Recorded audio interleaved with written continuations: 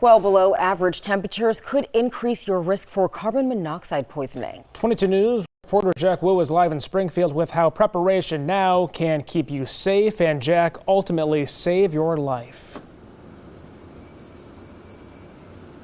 Nick, Sierra, I can definitely tell you from being out here in Springfield, it's not warm outside, and our instinct is to crank up the heat or maybe even use our fireplace. But these are just a couple of ways that you could release carbon monoxide in your home. Carbon monoxide is particularly dangerous because it's odorless and colorless, making it impossible to detect without using the proper equipment.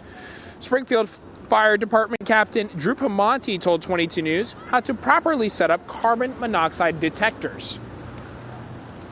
Detectors will go off at a small amounts of CO. Sometimes they could be in a wrong location, so we suggest that people follow the manufacturer's instructions on where to install them, the height to install them at. Make sure they're approved by an underwriter laboratory. The CDC reports that more than 400 people die every year from carbon monoxide poisoning.